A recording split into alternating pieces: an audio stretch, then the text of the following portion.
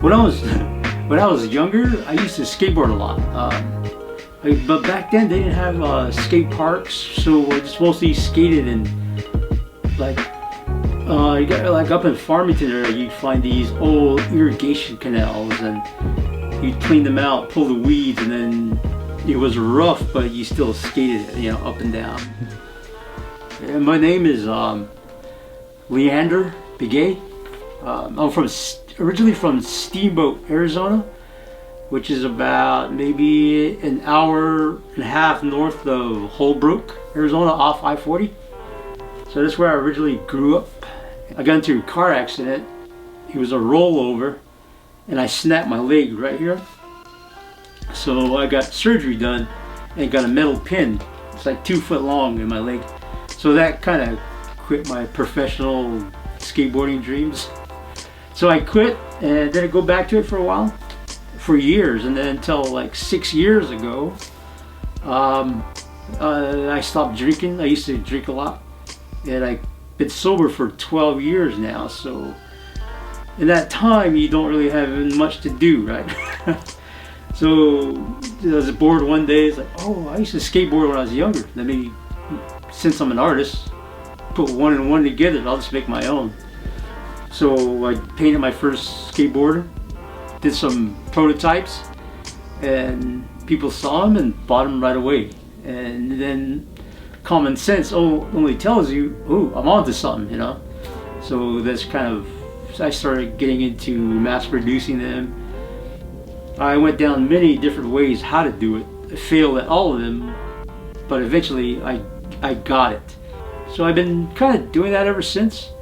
I've traveled like to all over the country, different powwows, taking my product as many places as I can for people to see, people to hold, touch, feel, see the artwork, you know, in person. Put a lot of tiring weekends, exhausting weekends, thousands of miles. I would have still been going. I probably wouldn't be doing this interview because I'd be traveling somewhere. But with this pandemic, you kind of forced to stay home and change how you do things, you know. So which is good. But that's how I ended up doing this and making it as a business. And it's real fun. It never gets boring, and there's always something to do, you know. Dead pond. So I brainstormed that for about 2 weeks. I came up with all kinds of names. It had to be 2 or 3 syllables. I know that, right? Because I kind of, my day job is kind of like marketing stuff. So it had to have 2 or 3 syllables, and it had to connect with Indian people. You know, everybody's pond. You know, the downside to this is the younger kids don't get it because they're not old enough to pond, which that never occurred to me at the beginning. So, but I always knew that I was like, that's a good one, you know. And I even trademarked it. I had paperwork to prove that I trademarked it. It's like, who trademarked Dead Pond, right? But that's how I came up with the name. There was like 30 names that was flying around out there. It's like, this one gets me the most, you know. And wherever I travel, no matter what reservation, what state I'm in, like some of the older folks, they always laugh when they see it, you know, because they get it.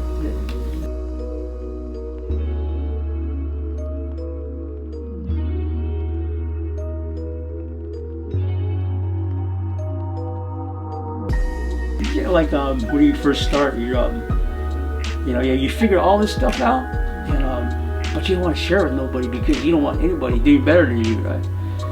But as you kind of evolve, you kind of grow up and mature. It's like, this stuff that I figured out is worth learning, right? Because it's how I muscled through all this. Because there's times you want to quit. There's times that you just want to throw in the towel or lose interest. You always gotta. It's not always fun. I know it's fun, but there's parts that's not so fun. And but a lot of this, sometimes I'll run to somebody and they'll ask me about a certain question about a certain thing, and I'll tell them how I worked through it.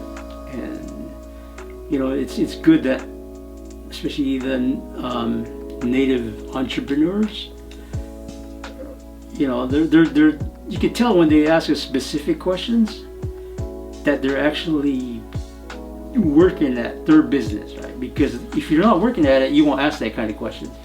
So I can tell when that happens, and okay, you're on it. So let me tell you how I did this and how I solved the problem, and where I got that advice to work with that problem. Because when you run your business, everything's your fault. Everything that goes wrong, you gotta fix. You can't tell mom, you can't tell dad, you can't tell your boss, your manager, or whoever, your council delegate A. It's everything is your fault. Everything you have to fix. And it's hard dealing with that too when something goes wrong. You don't want to deal with it, but it's your baby, so you put the effort to fixing it. So that's kind of some of the stuff I run into. Wow.